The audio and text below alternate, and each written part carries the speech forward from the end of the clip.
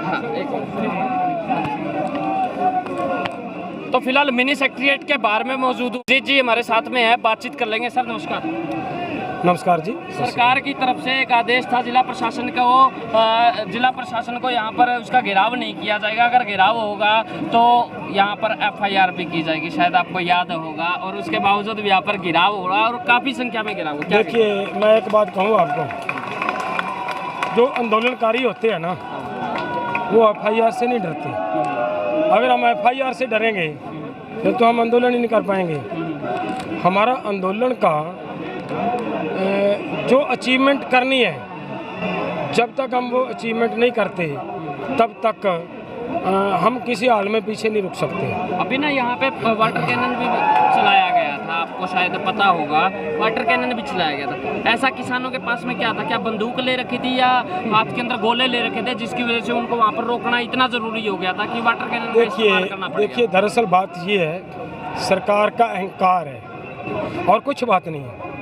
मुख्यमंत्री बनता है, मंत्री बनता है, पहले MLA बनता है और हमारी एक एक वोट से बनता है, तो उसकी जिम्मेदारी बनती है। जब उसके लोग उसके पास आना चाहते हैं तो उनकी जिम्मेदारी बनती है लोगों की बात सुने, लोग क्या कहना चाह रहे हैं। आज तो एक बहुत नॉर्मल सी बात है, उस दिन SDM ने जिस तरीके से लोगों के बारे में बोला गया कि इनके सर फूटने चाहिए, इनको सर फोड़ दो इनके, ऐसी वीडियो सभी ने देखी है, और ऐसा होने के बावजूद उसके खिलाफ कार्रवाई करने को प्रशासन तैयार नहीं, तो इससे क्लियर होता है कि नादरशाही फरमान है। आपको ये नहीं लगता, आपने तो कह दिया कि ये बहुत नॉर्मल सी बात है, आपके लिए नॉर्मल है, अगर उस व्यक्ति को सस्पेंड कर दिया तो वो कभी कोर्ट के अंदर, अदालत के अंदर उन व्यक्तियों का नाम ना ले दे कि उसको ये आदेश किसने किए थे? आपको कॉमन बात लगती है, लेकिन सरकार की नज़रों में देखा जाए तो ये कितनी गहरी बात, बहुत बड़ी बन रही है ना।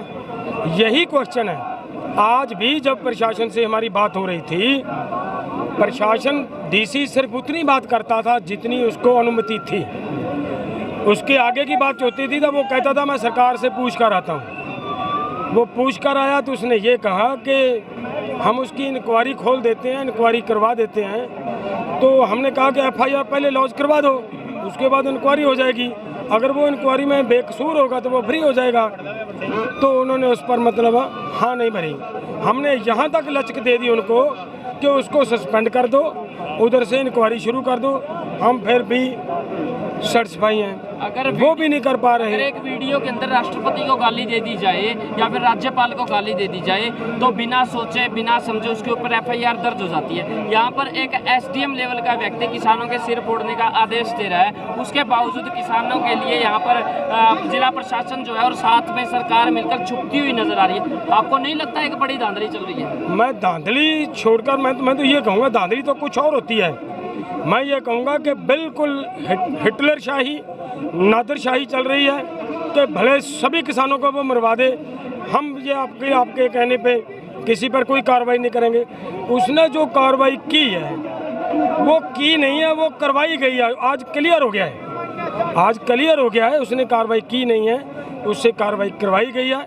क्या लगता है इस कार्रवाई करवाने के अंदर, जैसा कि आपने बताया अभी, किसकी इन्वॉल्वमेंट लगती है? आज जैसे DC साहब ऊपर से मैसेज लेने का प्रयास कर रहे थे, ऊपर बातचीत कर रहे थे, ऊपर जो उसके खिलाफ कार्रवाई करने की अनुमति नहीं दे रहा, मान लीजिए उसी की इशारे पर, उसी के कहने पर ये सब हुआ है। अब जिसके कहने पर ये सब हुआ है तो वो उनकी प्रोटेक्शन तो करेगा, उसको प्रोटेक्ट कर रहा है।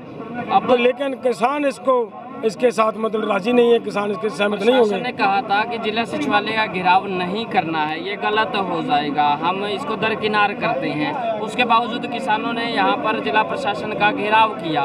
उसके बाद में SDM की बातचीत हुई, तो SDM की बातचीत के अंदर सरकार ने और साथ में प्रशासन ने मिलकर भी उसको दरकिनार कर दिया कि हम FIR नहीं करेंगे। अब आपको क्या लगता है, आप यहाँ पर कब तक बैठोगे? लोगों की शक्ति है ना, लोक शक्ति है, जो जनता की पब्लिक पावर है, जो उसके सामने ये देश विदेश कुछ नहीं हुआ करते। ये आकर बैठ गए हैं, सचिवालय का घेराव हो चुका है। अब देखना आने वाले दिनों में वो भी होगा जिसकी ये कह रहे हैं कि हम नहीं उसके ऊपर FIR कर सकते, वो FIR भी होगी और उसे सस्पेंड भी करना पड़ेगा।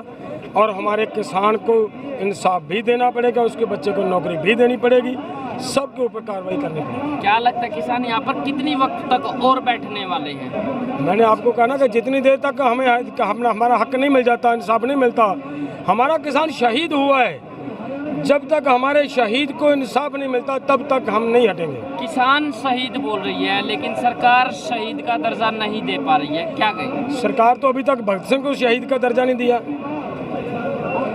जब उसको शहीद का दर्जा देने की बात आती है तो सरकार कन्नी खींच लेती है। तो जब उसका शहीदी दिवस आता है, उसका जन्मदिन आता है, तब वहाँ पे हुसैनी वाला बॉर्डर पे उसको श्रद्धांजलियाँ भेंट करने चले जाते हैं। ये दोगला चेहरा है इन लोगों का। इससे तो जब उसको नहीं शहीद मान रहे तो हमारे किसान को क्यों मानेंगे? लेकिन हमारा शहीद है, किसानों का शहीद है, किसानों के इस आंदोलन का शहीद है वो। सरकार का कहना है कि जो सारी की सारी फंडिंग जो आ रही है, जो किसान आंदोलन है, आपको पता होगा कि कांग्रेस सपोर्ट कर रही है, क्या कहेंगे? अरे भाई, जब हम कांग्रेस के खिलाफ लड़ाई लड़ेंगे वो कहेंगे बीजेपी कर रही है, जब बीजेपी के खिलाफ लड़ाई लड़ेंगे वो कहेंगे कांग्रेस फंडिंग कर रही है। ये तो आपके सामने जी। विकास जी हमारे साथ में। विकास जी, हर जगह पर आप पहुंचते हैं, आज आप करनाल में पहुंचे हैं, लघु सचिवालय घेराव कर दिया गया है। हालांकि सोचा नहीं था क्योंकि पुलिस की प्रोटेक्शन इतनी ज़्यादा थी, उसके बावजूद भी आपने ये जंग लड़ी है और जीती है, क्या कहेंगे? देखिए, हमने हिसार में भी जंग लड़ी और जंग जीती भी थी। हिसार का प्रशासन भी आंखें दिखाने का काम कर रहा था, वैसा ही काम करनाल का प्रशासन भी कर रहा था। लेकिन जनता, बहुत बड़ी मात्रा में जनता यहाँ इकट्ठी हुई और लोकतंत्र है, किसी को ऐसे इस प्रकार से एसडीएम बयान दे रहा है, किसी को अधिकार नहीं है। सिविल सर्विस का नौकर है, जनता का नौकर है, वो सिर फोड़ने की बात करेगा तो हम न्याय के लिए आए हैं। और निश्चित तौर पर हमने जो कॉल दी थी सेक्रेटरीट को घेरने की, उस सेक्रेटरीट के सामने आज बैठे हैं और जब तक हमारी मांगें पूरी नहीं होंगी तब तक हम यहाँ से वापस जाने वाले नहीं हैं। क्या लग रहा था आपको? सीआरपीएफ यहाँ पर मौजूद है, बीएसएफ यहाँ पर मौजूद है, रैपिड एक्शन फोर्स यहाँ पर मौजूद है और 5 जिलों से पुलिस मंगवाई गई है, आपको यहाँ का टारगेट मुश्किल नजर नहीं है? देखिए, कोई मुश्किल नहीं है। हमने तो अपने घर छोड़ रखे हैं, अपना जीवन दाव पर ला रखा है, हमारे लिए कोई मुश्किल नहीं है। हम तो वैसे भी मरे पड़े हैं, 9 महीने हो गए, हमने बातचीत करने का कोई आदमी नहीं पाता। उससे देश के नागरिक जिस देश में पैदा हुए, जिस देश के अंदर वोट डालना है, जिस देश का संविधान को मानना, उसे देश के नागरिक हमारे ऊपर लाठी चलाए हैं, वही हमने जेल में डालने हैं। हमारा जीना मरना एक हो रहा है, इसलिए हमने कोई चिंता नहीं रह रही इस प्रकार की किसी बात का, ना हमने डर रहा, ना किसी प्रकार की शंका रह रही। हम अपने अधिकारों के लिए लड़ रहे हैं, अपने संघर्ष जब तक हमारे अधिकार नहीं मिल जाते, चाहे कितनी कठिनाई कितनी समस्या हो, हम जो खट्टर का जो प्रावधान है, अगर मेरा विधानसभा क्षेत्र है, मुख्यमंत्री का विधानसभा क्षेत्र है, ये आप खट्टर साहब देख लो, अगर किसी कैमरे में देखते हो तो आपके विधानसभा क्षेत्र में बैठे हैं मुख्यमंत्री। तुम माँ के पेट में तो बन के नहीं आए, इन लोगों ने बना रखा जो आपके विधानसभा क्षेत्र में आए सारा हरियाणा थे।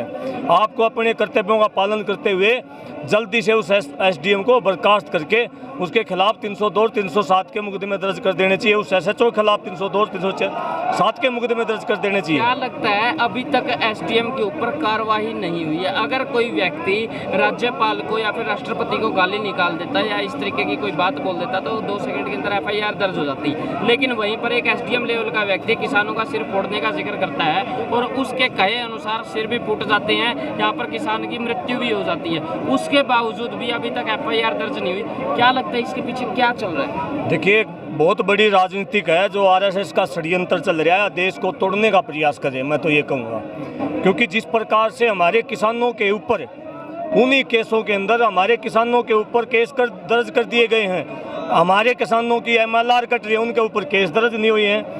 उसके विपरीत जो है पुलिस की एमएलआर कटवा के हमारे किसानों के ऊपर केस कर दिए हैं। हमने यहाँ करनाल के अंदर ये मांग भी नहीं रखी कि हमारे मुकदमे वापस कर दो, हमने केवल इतनी मांग रखी कि अगर हमारे ऊपर केस दर्ज हैं, हमने कोई गलती की है, हम वो केस भुगतने के लिए तैयार हैं। लेकिन उसी के एवज में अगर कोई अधिकारी गलती करता है, कोई पुलिस वाला गलती करता है, उसके ऊपर भी मुकदमा होना चाहिए, उसके ऊपर भी केस दर्ज होना चाहिए। अब आगे की कार्यप्रणाली क्या रहने वाली है? अभी विचार विमर्श करके बता देंगे। अभी तो करनाल में मुझे लग रहा है कि करनाल के अंदर हमारे डेरे लगेंगे और जब तक कि करनाल का प्रशासन और जो हरियाणा की सरकार हमारी मांगें नहीं मान जाती तब तक करनाल के अंदर कुछ गर्मा गर्म रहेगा। दो काफ़ी लोग जो हैं अभी भी जिला प्रशासन के अंदर भी हैं, चाहे वो एसपी साहब हैं, दोनों गेट बंद कर दिए गए हैं। क्या लगता है कब तक अंदर रखने का इरादा है, क्योंकि किसान बाहर नहीं जाने देंगे? देखिए, हमने तो घेर के रखा है और पहले कॉल दे रखी है, और घेरना कोई संवैधानिक अधिकार है हमारा, घेराव करना सेक्रेटरीट का। हमने कोई इलीगल काम तो कराया नहीं है। कितने दिन लाग जो यहाँ हम बैठेंगे, अभी जो फैसला होगा संयुक्त किसान मोर्चे का, उस फैसले का पालन करेंगे।